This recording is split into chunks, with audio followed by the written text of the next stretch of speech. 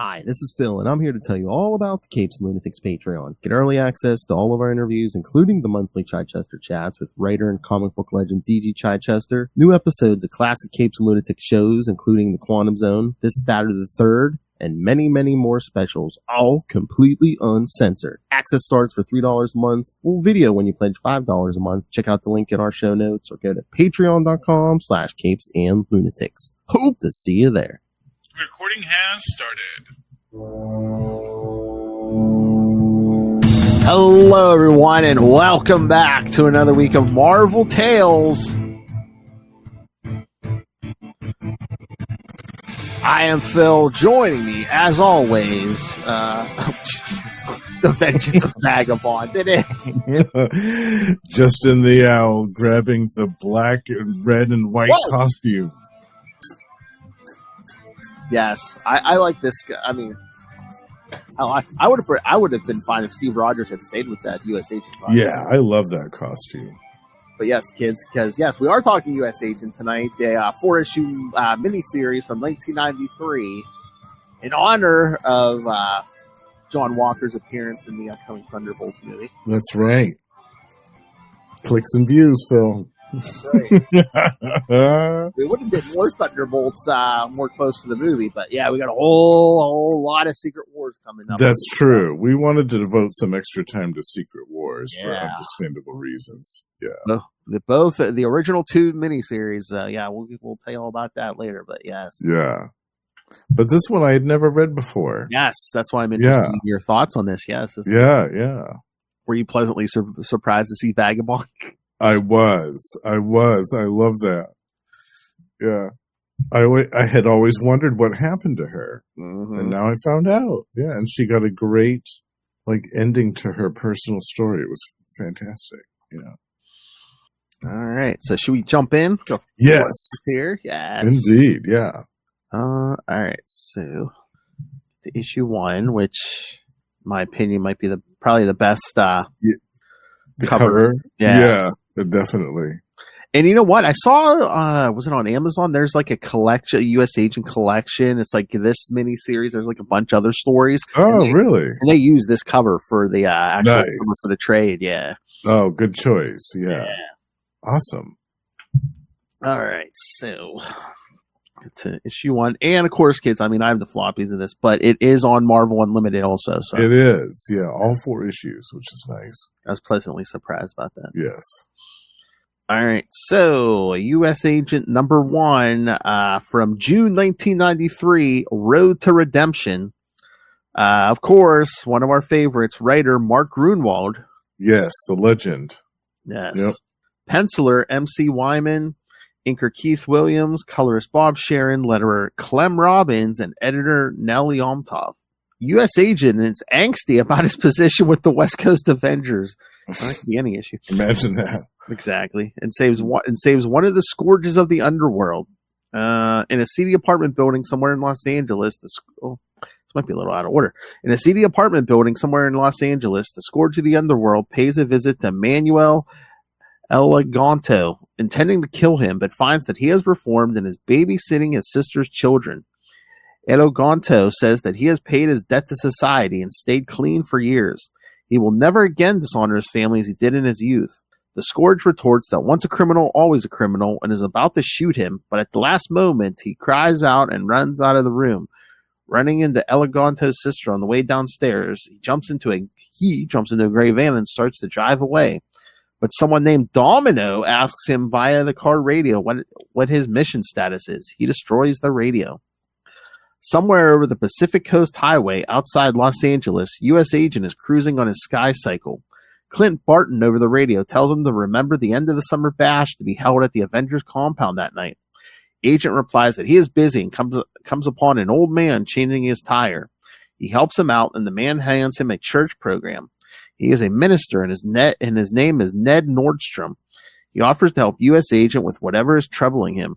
Later, U.S. Agent pulls up to the Avengers compound, wondering about the old man and how he knew that something was troubling him. He hears the racket from the party and has to walk by it in order to get to his bungalow. A few of the other Avengers try to convince him to join the party, but he refuses. He goes to his room and mopes around, thinking that he doesn't fit in with these California clowns. Barton has left a life-size blow-up doll on his bed, which makes him even more upset.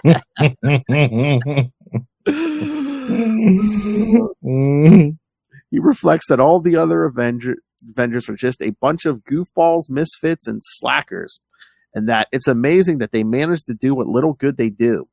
He is tempted to leave, but without him, this outfit would go to the dogs. He remembers his old dreams of power. Okay, kids, flashback. Which led him to sign up for the power broker's grueling strength augmentation treatment, his dreams of glory, which led him to take on the guise of Super Patriot and challenge Captain America, and his dreams of honor, which caused him to accept government agent Val Cooper's offer to replace Captain America. However, as Captain America, he was forced to fight his old friends Jerome Johnson and Hector Lennox, who were calling themselves right and left winger. His parents were kidnapped and killed by a group of militants called the Watchdogs. After that, the government decided to fake his death so he could go undercover. They fashioned new identities for him while he laid low and trained like crazy. Then he was assigned to join the West Coast Avengers and keep an eye on them. In his opinion, they don't take their job seriously enough. The work superheroes do is what gives structure and meaning to their lives. He heads down to the communications center, unable to sleep due to the salsa music from the party, and greets Sandros. There's nothing much going on, so he sits down to wait. It's not long before a woman calls in, saying she's in a bar and is being stalked by Scourge. Agent heads out to rescue her, thinking about the various Scourges on his way. He himself has encountered 3, and Captain America had a run-in with a 4th. He gets to the bar, and after a run-in with a bouncer, he finds the caller and gives her the code phrase, "Sheboygan makes good sausages." Oh, Mark. Oh, man. She says that her name is Lisa Winters, and the Scourge is after her. He shot out her tires a few blocks from here, but won't attack her while she's in the bar for fear of harming the lives of innocents. She claims that he is after her because he has mistaken her for her twin sister, Mysteria, a petty thief based in Las Vegas. He gets her out of the bar and has a fight with Scourge, before finally bringing in the Quinjet to fly them to safety. The woman reveals that she is not actually Mysteria's sister, but is in fact Vagabond, a Scourge who chickened out on her first assignment. That's why the Scourges are after her. All right, so Wow. how's that for a first issue? Yeah. A lot going on there, Phil. I know, Yeah. even cramming in all that flashback, man. They really, Mark got some stuff in this. That's impressive. Yeah. Mm-hmm. So were you surprised at the end where you're like, Vagabond? Yeah, I totally was. Absolutely. Yeah.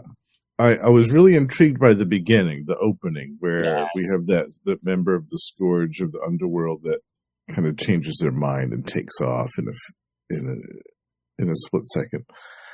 Yeah, that was cool. That really kind of set the theme for the rest of the story for me.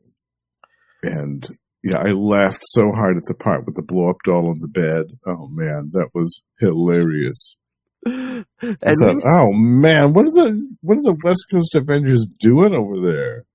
I know, crazy. Man. Well, Hawkeye's divorced at this point, so I don't know. Yeah, he's running a pretty loose ship, ain't he? Yeah. Wow. And I love no HR involved anywhere in here. I know, and I love like Mark Gruenwald just like pulling stuff out of like Marvel history, like that the guy who's going to get killed in the beginning there, the Matador, an old Daredevil villain from like the 60s. Right? Oh, yeah, yeah, and he still fits in time to have these really nice little scenes, like when he stops to help the dude with the car, the Reverend, and has that conversation with him for a couple pages. Like that's still really nice. Which we know he is like he is a U.S. agent, is like a somewhat religious. Remember that story from 3? Yeah. I think he was a Baptist or something like that. Yeah, some southern denomination, but yeah. So they we'll see the Reverend and the rest of this miniseries, which is nice. Kind of gives him a supporting character of his own. Mm-hmm. Which is cool. And I get some eye candy because he's sprawling around on his bed and just a towel for a little bit. So I was absolutely pleased with this first issue. It's so funny that party they're having, because like everyone else is in full costume except for Wonder Man, who's just like in a bathing suit. Yeah, he's got a Speedo on, like Simon. But he still has like the wristbands on. yeah, the sunglasses. Yeah, yeah. And I also really laughed later on in this issue when Scourge attacks U.S. Agent. He uses the blow up doll as a dummy for Vagabond. Yeah, for Priscilla. Oh, I laughed so hard at that. I said, that's great. Yeah, I love it. Oh, it's fantastic. Yeah, because Scourge kind of shoots the Sky Psycho out of the air. And, yeah. Yeah, I mean, this whole thing's great. Yeah, when U.S. Agent meets her at the bar and that bouncer like tries to turn him back. Yeah. He's like, "There's no costume party," and he look who's talking, and just grabs the guy's wrist and like, yeah. I'm just bending it. Don't be such a baby. Yeah, he's not a nice guy like Captain America. Oh yeah, no. He's gonna muscle his way into wherever he wants to go.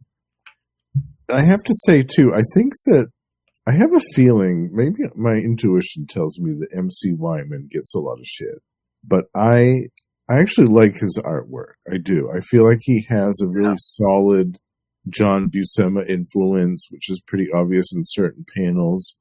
And I think it's great. I think he doesn't really get enough recognition for being a really dependable and solid artist for the 90s, because he wasn't copying Rob Liefeld or Jim Lee style or anything like that. He was trying to harken back to that classic Bronze Age style, or whatever you want to call it. You can call it Silver Age, I don't think, but Bronze Age style from Marvel, that kind of Marvel house style from the 60s or 70s, and bring it into the 90s and kind of update that aesthetic and make it still make it look good. And I think he did a great job of it in pretty much everything that I ever saw of his. Oh yeah, I love his stuff. Going back to the 90s here, bitch. That's right. And we're in 90, what was this, 94? Yeah, 93, yeah. Yeah, no, solid. Like, I've read this plenty of times, and I'm never like, oh, I wish someone else drew this. No, it's great. Yeah, I remember when he was on Thor. I remember reading the letters pages, and some people were giving him some crap, but I always liked his stuff. I always enjoyed it. I was just looking at his file here. Yeah, it says he worked for Marvel and Malibu. Yes, he did. Yeah, he did. That's absolutely true. I have quite a few of his stuff over from the Malibu side as well. But yeah, it says he's a penciler and a cover artist. Which again, he did that cover for issue. Well, I don't know. Yes, but he did all these covers. Yeah. He's great. He's a great, solid, dependable, consistent artist. Like I said, issue 1, that cover, they use that for a trade paperback, and they ain't doing that if they don't think that's going to draw people in. Absolutely, yeah. All right, you want to do issue 2? Yes. All right. See, I love stuff like this, but I don't know if comics these days, they feel like they have to do like big threats and stuff, But again, I like this. It's basically like very grounded, very street level. Yeah. Issue 2's cover, U.S. Agent's about to be run over by a van. Yeah. Another great cover. Oh, yeah. Yeah, I mean, this wasn't a world-ending threat, which was nice. I don't need world threat ending every time. But it was, like, as we'll see, it was a pretty involved conspiracy.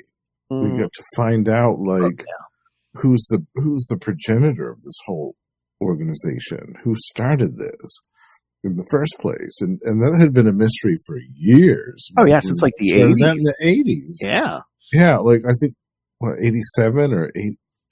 Oh God, it might even 86. I mean, they started with like they'd show some criminal. Almost everybody's book, they were they show the Scourge going around and killing people. Yeah, for a whole year he was doing that. I think it might have been 85 or 86. So this had been going on for years, man. And then we had that kind of that little bit of intrigue with the Red Skull saying that he was behind everything, yeah. But I never really bought that. I thought, that it kind of tracks a little bit that the Red Skull would want to eliminate some of his competition or some of the cannon fodder that could stand to get in his way of his own machinations. But I thought, I don't really know if that fits completely. I never completely accepted that. So I'm glad that we got a proper addressing of that story here. Yeah, because I swear at some point, was it around Cap 393 or 394, I swear Grunwald had it where it's like, yes, the Red Skull wasn't behind the Scourge stuff, but he had like a sleeper Scourge in the organization. Okay, yeah. I think he killed the guy. He's like, well, how many villains have you killed? And he's like, well, how are you going to be an effective Scourge and get in that organization if you're not like killing like guys? Right. Think he failed to kill Gamecock, Yeah.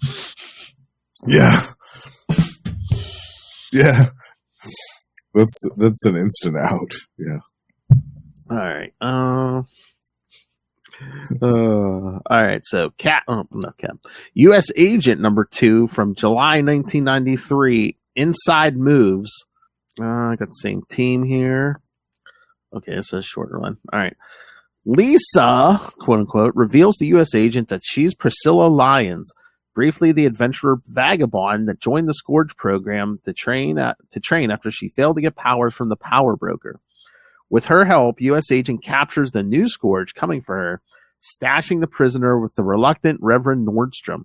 Walker attempts to impersonate the captured Scourge in an attempt to infiltrate the organization, but gets found out by Caprice as soon as she comes to pick him up. So, yeah. Another cliffhanger ending. I love it. They just keep it rolling. Oh yeah, yeah. Oh, Grunwald. Grunwald's the best.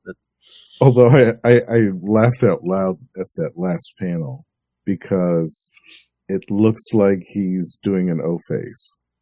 Yeah. I was like, oh my! Did he get shot with bullets or with like some type of psychedelic mushrooms or something? Yeah, I don't know if it's like, maybe it didn't knock him out, but it just like paralyzed him or something. Yeah. Oh, we'll get to. Oh, yeah, that part. That's so funny because she actually shows up wearing this like tight black dress, and he's like, nothing concealed in that outfit, weapons or otherwise. Exactly. Yeah. Unless they're in her prison purse. Oh my. Hey, man, when you're a spy, man, you got to do what you got to do. That's right. Oh, that's right. It's all part of the job. But yeah, again, I don't mind the flashbacks because, first issue we got the U.S. Agent flashbacks. This time we get the Vagabond flashback. Yeah, and I mean, that was really useful because, I mean, at this point, 1993, like, who would know who Vagabond even is at this point? Well, yeah, it's like she kind of like, well, she was in like one backup, and it was like a U.S. Agent backup, but she didn't do a lot after the Captain storyline. Like that one backup story, the one with the Power Broker, and then there was that brief one after that, but that was it. That's so funny, her explaining to U.S. Agent who she is. I mean, meanwhile, in the flashbacks, you see her shaking hands with someone wearing that same costume, but it's I know, yeah. It's so funny. Yeah, I was surprised that she trained to be a Scourge of the Underworld herself after that encounter. Mm-hmm. I thought, wow, I would not have guessed that would happen with her. Yeah, that whole thing from the flashbacks was where Scourge has her at gunpoint. U.S. Agent comes in and takes Scourge down, and the whole thing with Dr. Malice. Malice, yeah. I'm trying to remember if that's the point. Was that the story? Was it? I think did U.S. Agent do it? I think that was the story where the Power Broker gets caught in his own machine and becomes so muscle bound he can't move. Exactly. Yeah. That was in the backup with. Mm-hmm. What was it? I think it was in the back of the Bloodstone Hunt. It might have been, because I think it was. I think it was because then in the Streets of Poison backup, Power Broker has his guys kidnapping every strength augmented person they can. Yes. So they study so they can reverse the process on the power. Yeah. Yeah. Exactly. Yeah. Oh, yeah, we got to do a ton of those summer stories next year. Yes. Maybe we'll do like a whole summer of just Captain America summer stories like that. I mean, it may seem obvious, but maybe July. Yeah. We could do 2 months of those. Oh God, yeah. There's certainly enough of them. Bloodstone Hunt, Streets of Poison. I mean, we could Superior Stratagem. Yes. I mean, we could also do. I mean, even if we just wanted to do the Captain America issues of Acts of Vengeance or something. Oh yeah, that's true. We haven't done those yet. Yeah. Oh, because somebody's favorite biscuit shows up in at least one or two. Oh, I know. Yeah, yeah. And they throw down too. It's hot. My favorite biscuit. It's hot. I love that one. Oh my. Yeah. But yeah, we'll do some summer of Cap maybe next year. Yeah. Yeah.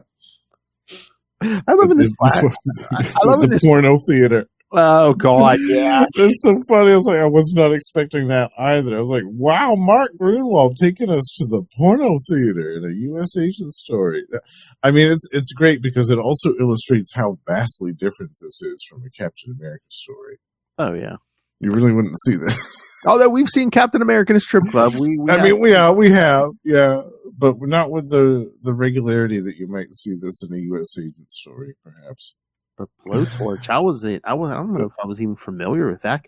Again, Grunwald just pulling from all these D-list villains. The deep history of Marvel, man. Yeah, I love it. He knows them all. Peter Brand Blowtorch, because I was like, wait, it's not Firebrand. I was like, wait a minute. Yeah. Okay. I see okay. I just hit the thing. He had fire immunity. He was entirely fireproof and could ingest flames and be set on fire completely unharmed. Mm-hmm. So, I mean, I guess he's he's probably an arsonist maybe, because behind the fire. Oh my. First appearance, Defenders 135. Oh. Yeah. Okay. 1984, and yes, it's confirmed here. This issue was his death. That's it. Mm-hmm. Claimed by the Scourge. I don't know. I think Grunwald's cleaning up some continuity too. It's like a lot of D-listers who only made one or two appearances. Yeah, absolutely. He probably had a whole file of like characters who only had one or two appearances, and that's it. He was. I mean, him and Mark Grunwald or Mark Waid, they were like kings of like Marvel history. And yeah, I love that so much. Because I think wasn't Grunwald kind of like in charge of like the handbook, the Marvel handbook? He was. Yeah. Yep, that was his baby. Yeah. Oh yeah. I know he loved all that stuff. It seemed like. Yeah. It's like more. Hey Mark, you got any obscure characters you can throw at us? Oh baby. yeah. He's like, I know a few. Yeah, and I get some more eye candy in this issue, Phil. Oh yeah. I couldn't believe this too. U.S. agent ripping all the clothes off of the Scourge, right down to his underwear, down to his speech. I was like, damn, what? I guess I'm not reading a Captain America story, that's for sure. and then they take him to the dude's, to the church. Mm-hmm. The dude's asleep. The Reverend's asleep. They wake him up. They're like, hey, we need to stash this guy in his underwear in your basement. And don't let him out under any circumstances. Mm-hmm. No big deal. Mm-hmm. I love it. I know. I love when the reference. Like when I told you to help you, this isn't what I had in mind. Yeah, and when you come back, we're gonna have a long talk, you and me. Oh yeah, he says you must promise me this in return for helping you safeguard this man in my cellar. We will talk, you and I, for a period of time as long as your prisoner is held here. Yes, for the entire duration. Yeah. I said, well, that's it. Yep. You got your deal. But then he goes and meets Domino, and she gives him the O-face at the very end with the gun. I thought, oh no. Well, that's not Domino. No, that's right. The Caprice. Yeah, because U.S. Agent's going to try to be the Scourge they captured, so it'll take him back. The Caprice. Yeah. Hides his shield, shrinks it down with the old pin particles. Yes, yeah. Puts in his belt buckle. Yeah. Very nice. Yeah. And I love her purple car. It's very flashy. Very flashy. I want one of those. I want one of those. That same color. I want it. Oh. But somehow, Caprice finds out, he's not the Scourge she's looking for. So it looks like she shoots him. So it looks like he's dead on that last page. But yeah, it does look like that. Or he's having some fun. He's thinking about his trip to the porn theater. Oh God. I know, man. That was weird, man. Yeah, because Scourge goes in there, puts a silencer on, just sits behind the guy and shoots him through the seat. Yeah.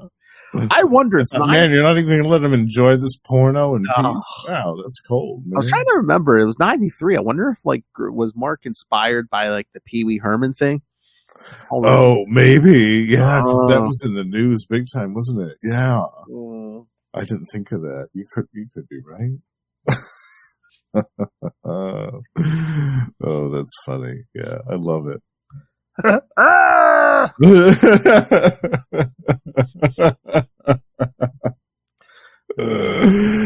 Oh my God, it's so funny. Yeah, man, you can't.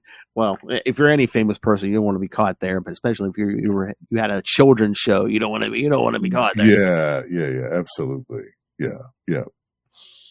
All right, so we get to the next issue. Yeah, number 3. We're getting crazier and crazier here. We are, and we're gonna have another cliffhanger ending. Yep, and another obscure character. Mm-hmm. All right, so a muscle bound blonde and chained to the wall. I don't know if this is Justin's house or Lil's house.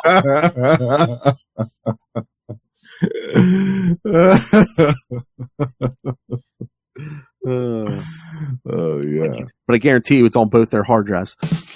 Absolutely. You would be right about that wager. Oh my. All right. Okay, another short synopsis, but there's a big thing with notes here, so we'll get to that. Okay. Yeah. Caprice of the Scourge program has captured U.S. agent, along with the Scourge agent Bloodstain. She drugs and interrogates him in a steam chamber in an attempt to learn his secret identity. Oh God, this is on your hard drive. Bloodstain. That is such a effing 90s name. It is. I was laughing so hard about that. I thought, Bloodstain. Oh no. Can you imagine? Oh God, that'd be like if Hydra Man showed up and he's like, I am Wet Spot. Puddle. I am Mud Puddle. I am the Sweat.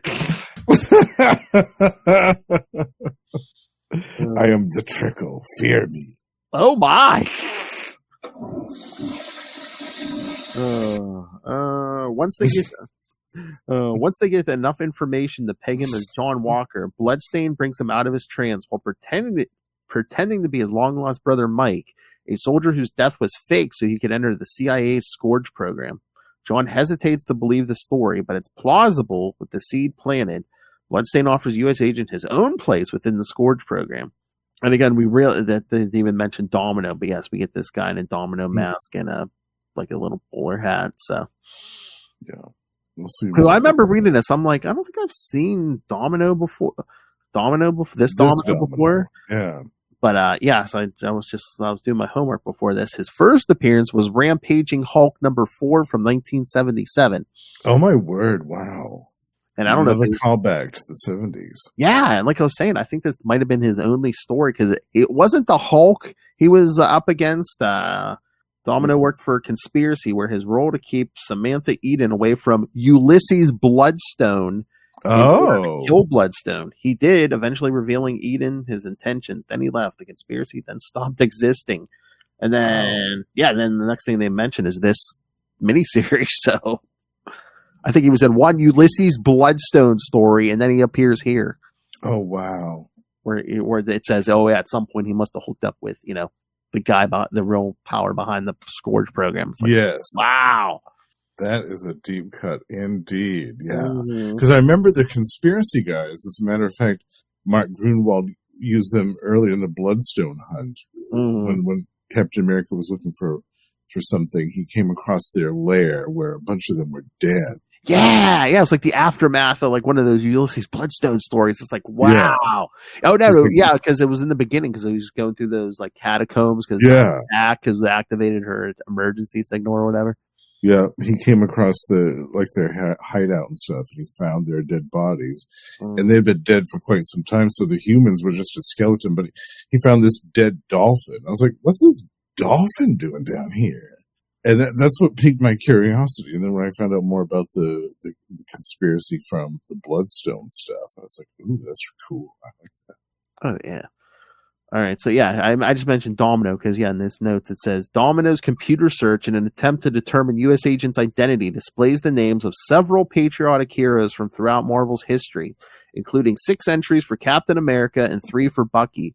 It's not clear to whom all these entries refer, as the information available to the Scourge program might be incomplete and unaware of times someone wearing the mantle was a different person, as when the government attempted to cover up the first Cap and Bucky's death when replacing them with William Nosland and Fred Davis, or when the person wearing the mantle was the same, but it was presented to the public as someone different, as when Steve Rogers faked his death to restore his secret identity in Captain America 114.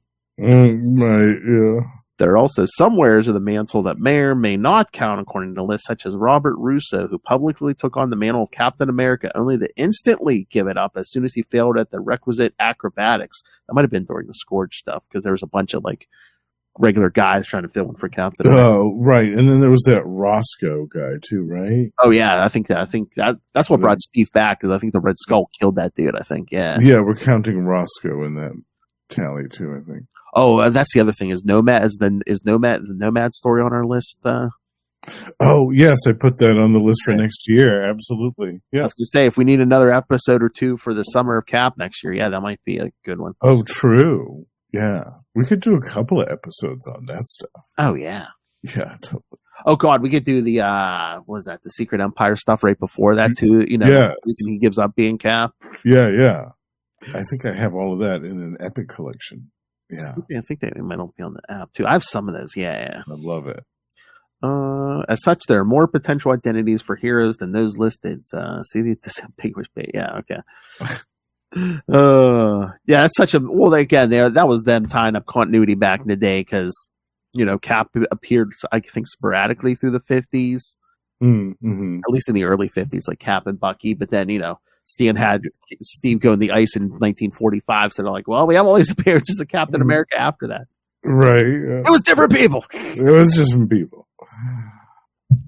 Yeah. I love this. This is great, and the whole thing with Bloodstain being posing as the brother. I thought, damn, they're pulling out all the stops here. Yeah, torturing him in that sweat chamber. I was like, yikes. Oh yeah, drugging him and all that. Yeah. And they didn't come to it right away about, he's John Walker, because they're like, his name's either John or Jack. And Jack Daniels. John Walker and Jack Daniels, I know. Yeah, I forgot it was Jack Daniels. Yeah. Yeah, because I think at first they first got Jack Daniels out of him, and they're like, I think Domino's like, the only Daniels I have in my database is Drew Daniels, the Texas Twister. The Texas Twister. And this definitely isn't that guy. Exactly. Yeah. Oh my. Yeah, it was cool. We got these flashbacks to when he essentially killed the left and right winger. Oh yeah. Duo and the stuff in the beginning. Yeah, I really liked it. It was cool. Oh yeah. Yeah. All right, so we get to the last issue, so we find out who's behind all this. The thrilling conclusion. Oh yeah. All right. Another great cover too. Oh yeah. That man is not happy. Oh no. He's not having a good day, and he is not happy. All right, and again, they kind of give you a clue on that cover about who's involved, who's behind this whole thing. Mm-hmm. Although, talk about the deep dive on a character. I mean, that's character. That's one for the history books. Mm. Yeah. All right. So, U.S. Agent number 4 from September 1993, Field of Angels. All right. Same team. As U.S. agent attempts to transport Priscilla and the prisoner, they're attacked by two Scourges, Caprice and Bloodstain, disguised. As they tailed him to the Reverend's house, the prisoner Scourge gets killed by his erstwhile allies, but one of the Scourges is wounded and has to retreat, and the other, revealed to be Caprice, gets captured by Walker and Lyons. Interrogating Caprice leads U.S. agent to Domino, who leads him to the palatial estate of the true originator of the Scourge program, Tom Holloway, former Golden Age hero, the Avenging Angel. So yes, kids, not the X-Men character, the Avenging Angel of the 40s. The 40s, before the X-Men and all those other folks. Exactly. That grand comic book tradition of reusing names. Yes. Yeah, just like the Human Torch and all those. Yeah. Oh, that's right. All the way back to the beginning. His first appearance, Marvel Comics #1. Wow. That's wild. Yeah, so he was there. He appeared the same day as Namor and the original Human Torch. Yeah. Oh, wow. I don't know where they got that picture from in the entry there. But yeah, see him there just like...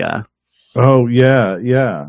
He just looks like he's fallen, shooting guns from both hands. There's like a shot up Nazi flag behind him. Nice. Yeah. Punch those Nazis. Exactly. Yeah. Holloway is an old man confined to a wheelchair now, but claims he hooked up with Domino after his retirement to redeem his past failures to stop criminals. Unsympathetic, U.S. agent declares his intent to bring Holloway to justice and shut down the program, except there's still one Scourge left. Bloodstain reveals himself and tries to kill Walker, who is sure by now that the story of his long-lost brother was a lie, along with the CIA backing. During the fight, Walker is nearly crushed by the collapsing angel statue the statues that line Holloway's garden, but instead, two statues miraculously fall into each other and spare him, an event he can't help but take as a sign. He then charges Bloodstain, whose gunfire ricochets off U.S. agent's shield and back into his own head. Yeah, oops.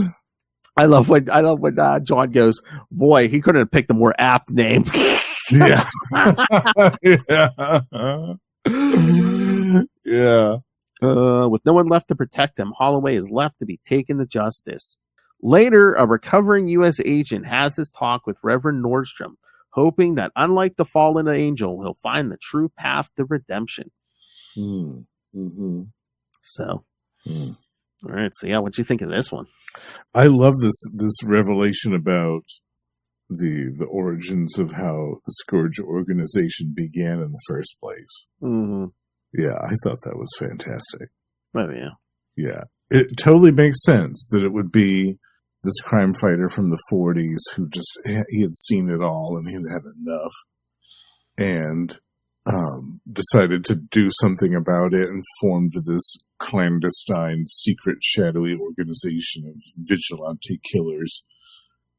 I loved it, yeah. And the thing with Bloodstain was great. Like, I confess that I did laugh at the end when he was killed from the ricochet of his own weapon, because again, like that wouldn't be something that Steve would do.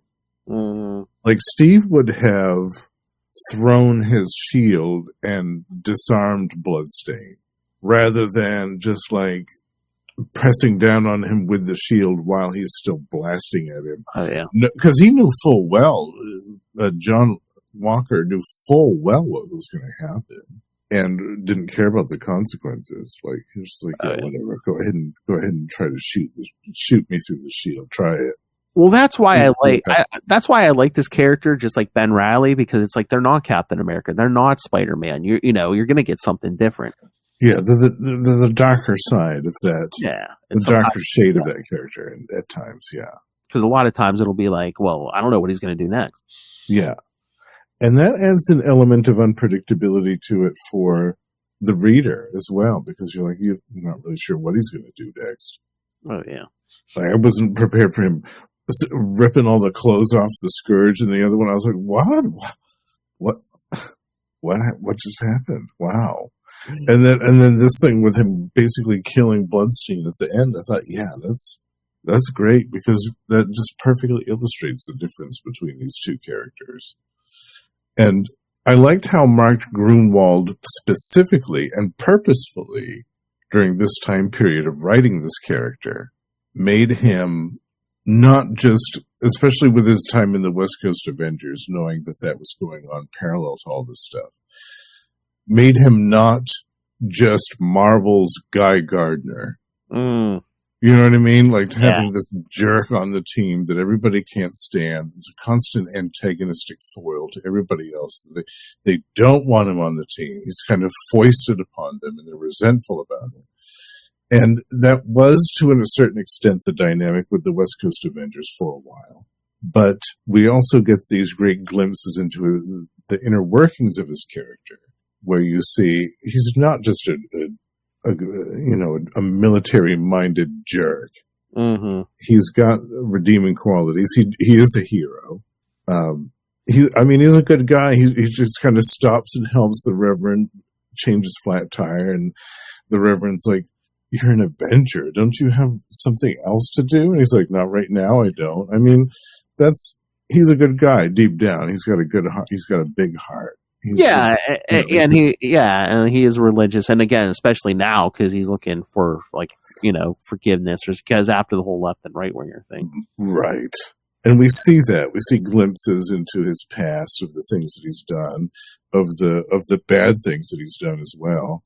And this is perfect too. This whole miniseries is excellent for readers who aren't familiar with this character to get a glimpse into his entire history and get a sense of what recent events have done to him as a character.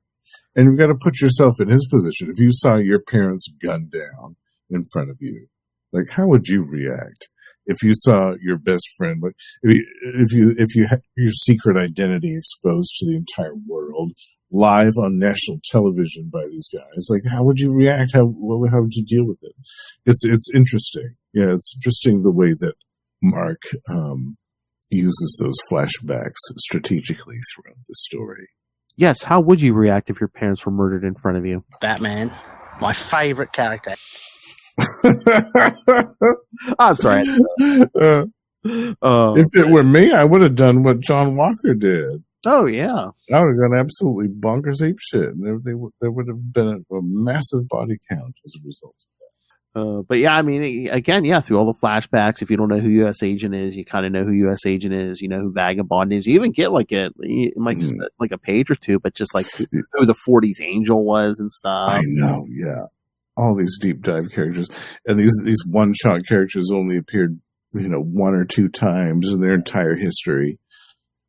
I love it. And I mean, this whole thing is just like, if you love spy stories, this is like a great spy story.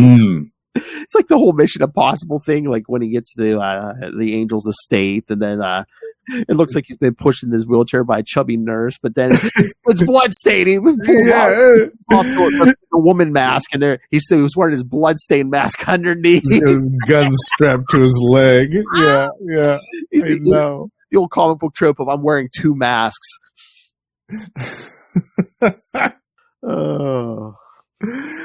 Oh, so funny. Oh, yeah, I don't think the summary even said, one of those falling statues crushes Domino and kills him.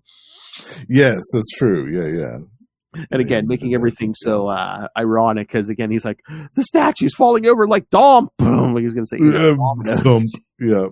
I loved that too. The way that whole thing with the statues collapsing was really well done.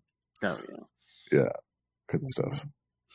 But the art was great in this, and so many good visuals in this, like when the two Scourges come for the captured Scourge, and bloodstains like, toss him out of the car and we won't kill you, and he like slams the door shut on him, and U.S. Agent just comes through the roof of the car with his shield and slings the shield at him. Yeah, lots of good visuals. Yeah, the bloodstained death because he's shooting at U.S. Agent. He's just leaping at him, so the bullets are just ricocheting closer and closer. Yeah. And those Scourge guys are cold, man. There was the one that was in his Speedos that had been screaming this whole time, "Please, I'm starving to death." Blah. He'd been through all this stuff. He's desperately wriggling away. His hands bound behind him. He's blindfolded. He's almost naked. and the other dude just shoots him in the back of the head. I'm like, oh man, that's cold stuff. Wow. I know that's the other thing. I mean, I know he wasn't John's brother, but that's the other one I was like, man, I want to know more about this guy. Like, how did this guy, Yeah. Who was this guy? Was he, was he a psychopath or was he just? Yeah, exactly. What's his backstory? Because I don't think Grunwald was going to leave that open for that to actually be John's brother, but I was just like, yeah. Here's another thing here's another difference between Steve Rogers and John Walker, the scene with Caprice. He leans over and he says, if you don't cooperate, I'll see to it you bleed to death. You got me? mm-hmm. He whispers in her ear so the Reverend can't hear him say it. Exactly. Yeah. Yeah. Oh, man. I'll let you bleed to death, he says. I thought, wow. Oh, yeah, this is good. Oh, yeah, and then when they're about to shoot Vagabond, he's the one Scourge. I think it's Capri. She's no innocent, the U.S. agent. She is. She's never killed anyone or committed a crime. She's not eligible for sanctioning. Right, yeah. That Vagabond kicks her in the face. Yeah, kicks her in the face.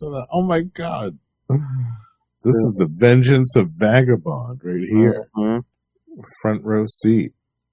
But yeah, I do like that. Yeah, like Grunwald will like pick up a character, because again, except for that backup, we really hadn't seen her since the captain stuff. Yeah, that was nice. Yeah, like I said at the beginning of the episode, I always wondered what happened with her. And yeah, Mark Grunwald must have had an affection for that character because he used her quite a bit. And I think he was really the only one who did. She was almost like the every person view into the story, because she basically originally just put that identity together so she can hang out with Nomad. But yeah. Yeah, but here we get some solid backstory for her as well. Pete Hegson. What? What, Noel? I don't know. We get some backstory into her as well because we have some stuff about her brother who died of an overdose while she was away doing this other stuff. Mm-hmm. While she was doing like her Vagabond stuff and her post-Vagabond stuff as well with the power broker and all that. While that was going on, her brother died of a drug overdose, and it changed something in her and made her want to go out and get some personal vengeance, and it brought out a darker side in her, which we see in this story. I don't remember seeing her this kind of embittered and ready to shoot somebody like she does in this issue. Issue number 4, she just opens up and just shoots that Scourge right in the gut. I think it's Caprice, isn't it? Yeah. Yeah. I mean, she's had a hard life. I think that's the first time we see her. It might have been like Cap 325 or something. Like, I think she asked Jack Monroe to help her track down her brother because he's like working for the Slug or something. Yeah. Oh, right. Yeah, that's true. Yeah, that's right. So he's bringing that back, and he wrote that stuff. Oh, yeah. Yeah, that was him, and I think Paul Neary was the artist for that one, right? Yeah. So I think the brother was almost pretty much everyone she had left, and then after Nomad kind of dumps her, it's like that's when you get that backup. I think it's like she was either the power brokers guys were trying to kill her, or I think the power broker was going to exchange certain services for the strength augmentation process. Yeah, exactly. Yeah. U.S. agent, fake Captain America, Pete Hegseth, the Secretary of Defense. Come on, guys. Sorry, Noel, we're not as highbrow. You know what, Noel? I'm trying to ignore as much as I can. I tune that crap out. Yeah. This is our window out of that bullshit for a little while. Yeah. But yeah, I wonder if I saw that there was another U.S. agent miniseries. Did you read that one? The 2000. It was 2001. I did. I've only read it once or twice, but was there one around maximum security or something? There's one where it's so weird. They kind of give him like a Judge Dredd helmet or something. It's so weird. Yeah, no, that outfit was so strange. Yeah, that was maximum security. I think that might have been it, right? 2001. I think so. The year of that stuff. There was one. God, what was it, like 28? It might have been 2018. Hold on, I might have it right here. Oh, 2020. Yeah. Because I know me and Charlie were talking about it when it came out, but it wasn't bad. But it was weird because it's like he doesn't have his original shield, so he keeps like having to replace like oh yeah, shields that keep getting damaged and stuff. Yeah, I mean it was fine, but no. Hold on. Yeah. The 2001 one it's 3 issues. It's on the app. But yeah, it was that weird look. Yeah, that one. Yes, yeah. When he had that weird like stun baton thing, and I was like, yeah, man, that's kind of a ripoff of Judge Dredd, like on the face. And then was there a point? Was it like Dark Avengers or Thunderbolts or something? I think later on where it's like, I think he had his leg, somebody like injured his legs or something. He lost one or both. Oh yeah, or his arms or something. And he was like the warden of one of those super prisons or something. Yeah, weird. He like got turned into a cyborg or something at some point. Yeah. Oh, Noel says, "Okay, dummies." Oh God, Judge Dredd, Dave Finn's favorite. Oh God. Oh yeah. Oh, that's true. He probably has a helmet on his desk. Was cranking me, hog. Yeah. Oh, yeah. Those are the only 3 miniseries U.S. Agent got. Never got an ongoing, which is I thought weird because it's like Thunderstrike got an ongoing, War Machine got an ongoing. I know, and I wonder if this was intended to be like the springboard for that. But again, I mean, he's just not as likable a character as James Rhodes or Eric Masterson, or even Ben Reilly. Yes.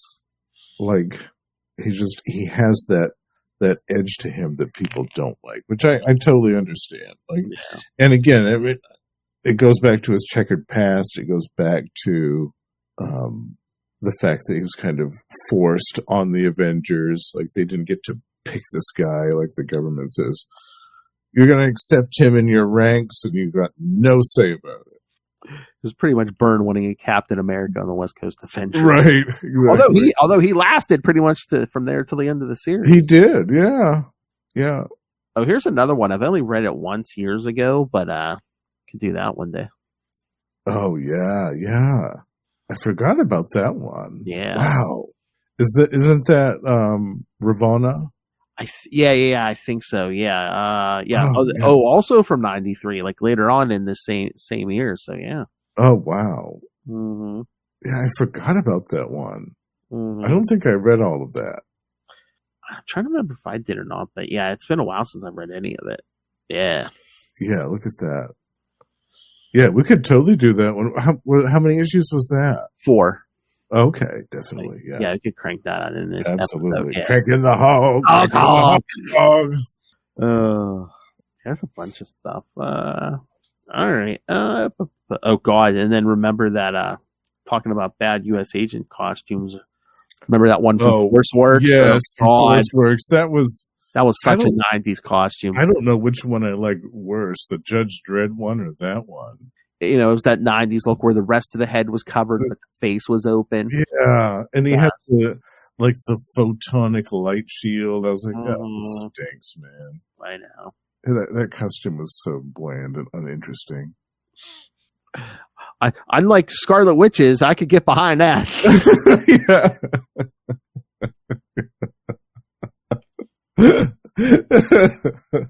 Kids, if you don't know, if you're too young, in the 90s, man, superheroes wore costumes. You could tell their personal grooming habits. Absolutely. They did not hold back with the Scarlet Witch in the 90s. Oh, no. They kept her covered up for many years, and like, you know what? She's shedding some of these layers. Oh, maybe that's an episode for you, me, and Lilith. Sexiest hero costumes of the 90s. Yes, the fantastic, the Sue Storm, woman, Invisible Woman costume from the 90s, from the Fantastic Four. We could do. I know. Some owl was going to throw in shirtless Thor. Definitely shirtless Thor. You could do Cersei's costume from the 90s with the boots. Remember from the Gatherer stuff. Can always be reconfigured however she wishes. Yeah. Oh man, there's so many different. Here's my question: would you throw on Crystal's pea crotch costume? Oh, where it looks like she's wearing some nasty old diapers underneath. No thanks. Yeah, I'm sure there's some freaks in that. So.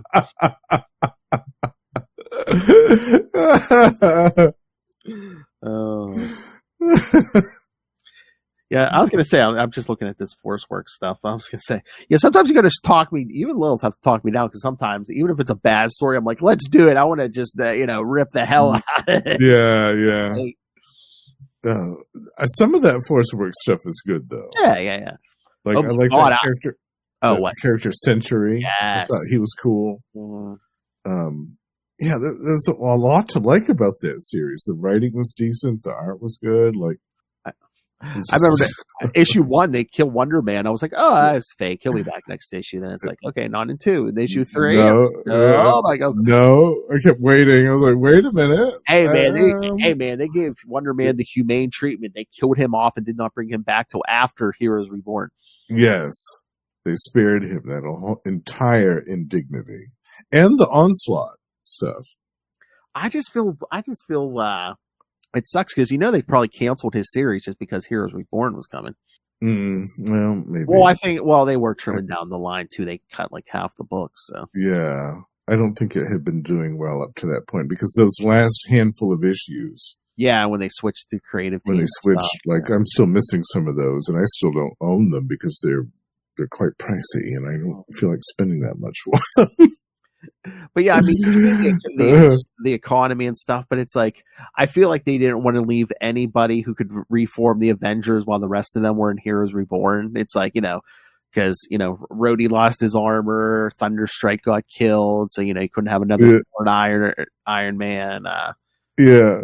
What was I saying? What was U.S. Agent in? But yeah, Wonder Man, they killed Wonder Man off, so really making it difficult to reform an Avengers. Yeah. Oh, that's the other thing we should read from that Heroes Reborn time. Heroes for Hire. Did you ever read that one? Was it 97? Oh, no, the 97 one. No, I didn't. Yeah. Oh, so I did not. There's some good stuff in there. I know Hercules and some of that. Yeah. I had an interest in that. A little bit at the time. Yeah. 97, I had gone out of Marvel a little bit. I wasn't really reading much. Yeah. Oh, that's right. It was 19 issues. Okay. Yeah. I would. Yeah, I'd be interested in revisiting that at some point. There's some good stuff in there. Oh yeah. Scott Lang's in there. Jim Hammond's running Oracle in this. Yeah. Oh yeah. Jim Hammond's in there. That's right. Mm-hmm. The Black Knight returns. Yes. Right. Yeah. And he's actually using a sword in that one, isn't he? He's not. Yeah. He's like there's like a bunch lightsaber. of magic. Yeah, like Matt. No. It's like there's some magic, but yes. Yeah. Yeah, no, that was a decent. Yeah, who wrote that one? That was. I'm trying to remember if he wrote it the whole time. The first issue, Roger Stern plot, John Ostrander script. Oh, really? Yeah. No kidding. I'm trying to remember. John Ostrander. I'm trying to remember if he wrote it the whole time or not. Let's go to 19, the last issue with the gratuitous Wolverine on the cover. The last issue, Ostrander's still writing it, so. Oh, no kidding. Wow. One of my favorite writers as well. That kind of sweetens the deal. Yeah. There was a She-Hulk appearance or two in here. That's nice. Right. Yeah. Okay. There's that's right. There's a Deadpool issue. There's a Punisher issue. Hey, look, issue 7. They team up with those other those brand new heroes, the Thunderbolts. Yeah, those brand new heroes. Yeah. Oh, that was such a crazy time.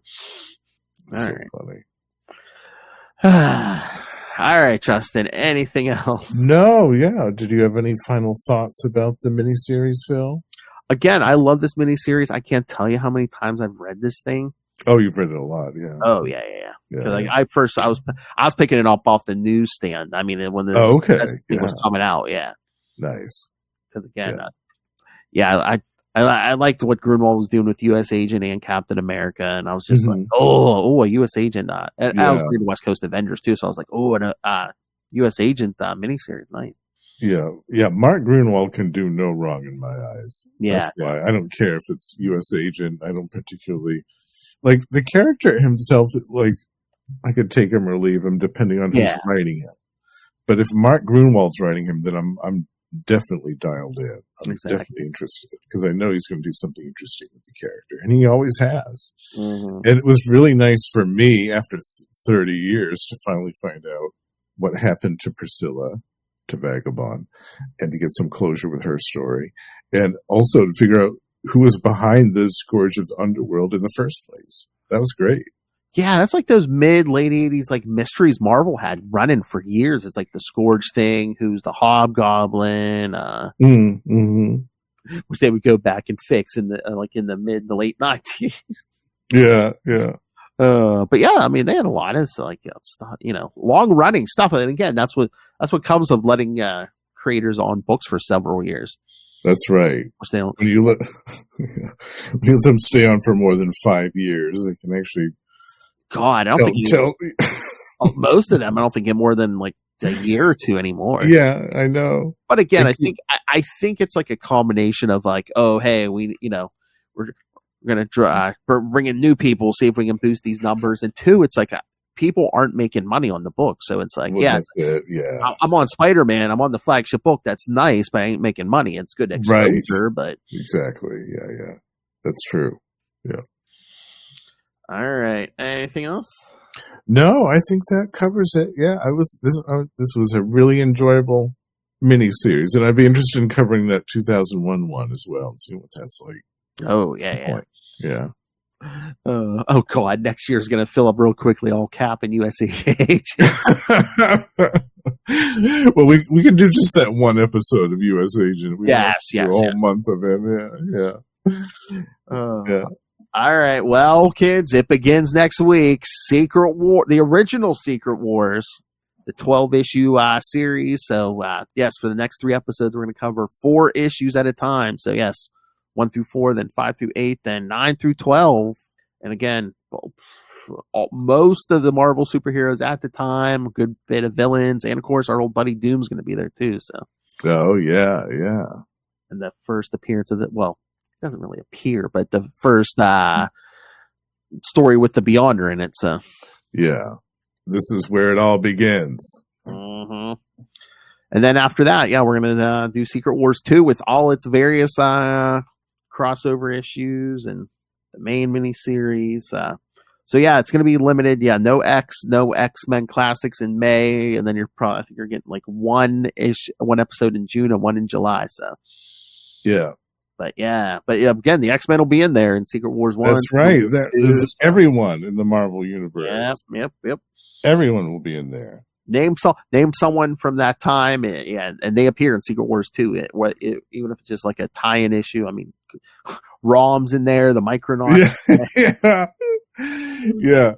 It's like a time capsule of Marvel in the 80s. And so is Secret Wars 2. Like, Secret Wars 1 and 2 are both a time capsule of just everyone that was in the Marvel universe in the 80s at that point in time. Both our good friends, Alpha Flight are in Secret Wars. Alpha Flight, I know, yeah. The Power Pack.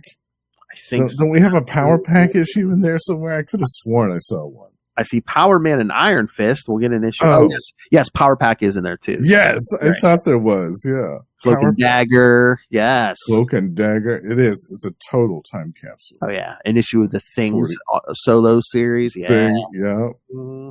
Spider-Man, of course. Yeah. Yeah, New Mutants. Yeah, everyone pretty much. Oh man, yeah, it's wild. Pretty much, if you had a book, what was that in 1985? Yeah, you're in the. Yeah, totally. Oh, that Daredevil issue. That's right. Oh, wait, I can't wait till we talk to that. Yeah. Yeah. The Beyonder makes Daredevil quite a deal. Yeah. He says, if you teach me how to pee, I'll restore your sight. Ah, well, close, but it's not peeing. He said that for Spider-Man. Yeah. Oh, also, speaking of Grunwald, Captain America 308, I think that's one of his first issues on the series. Oh. Yeah. Oh, yeah, you're right. It might be, if not the first, it might be like the second or third issue. It's it's right around there. It's an early Grunwald. Right. Yeah, I think you're right. So, Yeah, so if you're a fan of Grunwald, you don't want to miss Secret Wars. Yeah, exactly. Oh, that's early on, too. That's like the first episode we're doing on Secret Wars, too, so. Yeah. All right, so, yes, lots of Secret Wars coming, kids. So, yes. What's your thoughts? That's what we need to do for Secret Wars 1 and then definitely for Secret Wars 2. Like, just remember maybe as we finish each one what your favorite moment was or so, or a list of favorite moments. Yeah. And if any of our friends want to join us, Russell, Lilith, Ray, that Noel Tate seems to have thoughts on everything. Maybe he wants to join us for an episode. I think that's the one Marvel character that doesn't show up in Secret Wars 2, Howard the Duck. Oh yeah. Although I can't remember. It's so long I read it. Yeah. I don't know what he was up to at that point in the mid '80s. I think he was off doing something else. I know Death appears. All right, kids. So yeah, busy time coming up here. So yes, that's right. Send us your thoughts. Email us, CapesandLunatics@gmail.com, or call the voicemail 614-382-2737. That's 614-38-CAPES. And remember, you can find pretty much anything we've ever done at CapesLunatics.wordpress.com. And you can support us by buying merch for our merch on TeePublic or Spring. And of course, the best way, little favorite way, is just to rain random money on us through the Cash App link per her threat. Make it rain. Make it rain. That's right. And not bullets, kids. Money. That's right. We need the money. Gimme.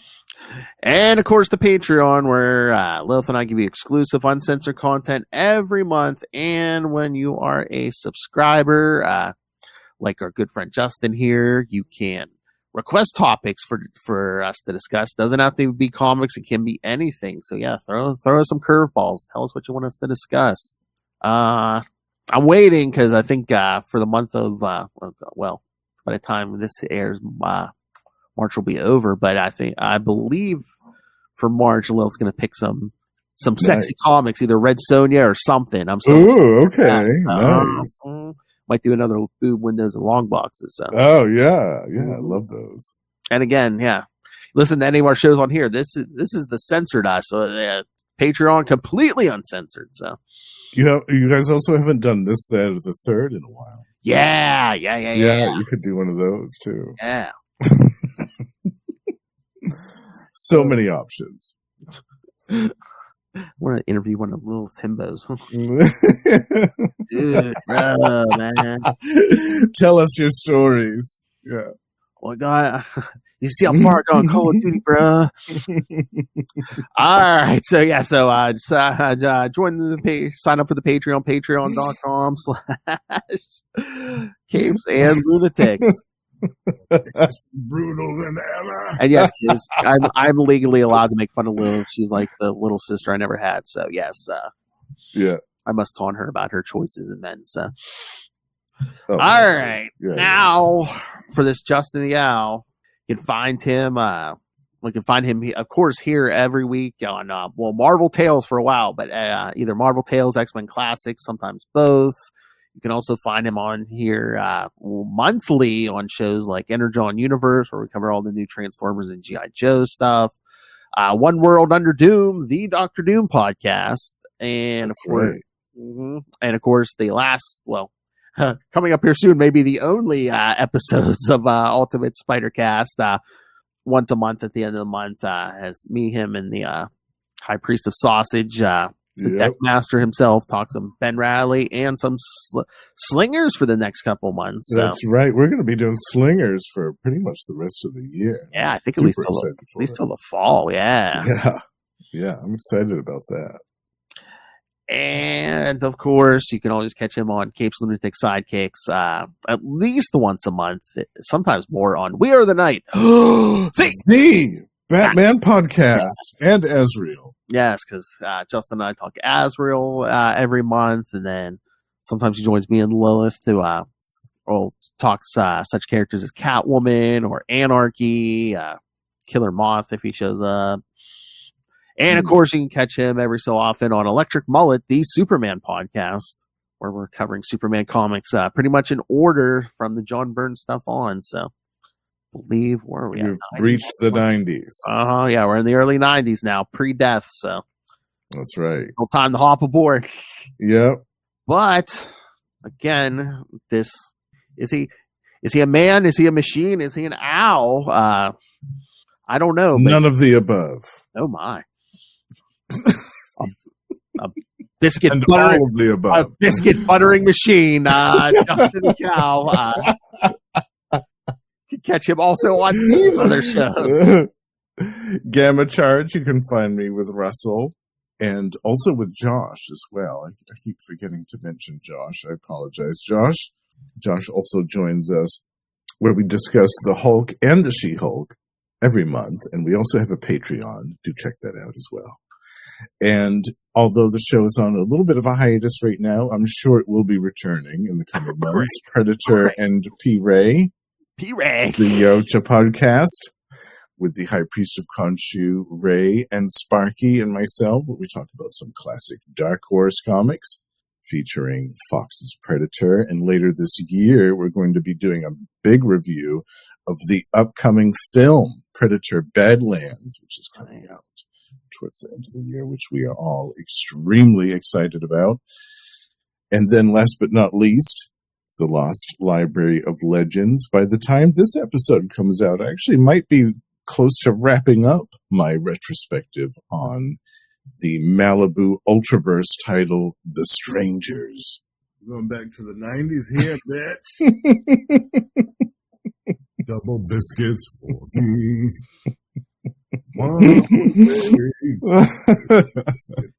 I'm still trying to plan this out in my head. Again, I said after our recording last night, me, Lilith, Russell, and Noel need to do an episode where we just try to knock Justin out of that chair with laughter. Oh, yeah. Yeah, I bet it will happen at some point. Oh, yeah, it has to. Yeah, it will happen. It has been foretold. Oh, yeah. My Tweety Bird just went off just in time for that. Don't shock the monkey. Boo, long-head Superman, boo. I'll play this a while. Things in common, cannabis and comics and other things starts with C. That's one of the original ones. That's right. Superior puss. Tap, tap, tapping my way downtown. Yeah. Oh my. All right. So, all right, kids, thank you for joining us. Again, come back for a good long while. We're going to be covering, if you want to know everything about Secret Wars 1 and Secret Wars 2, come back. Yes, it all begins soon. Can't wait. If you love these classic characters, yeah, you're a person probably in there. All right, come back next time. Remember, Doc!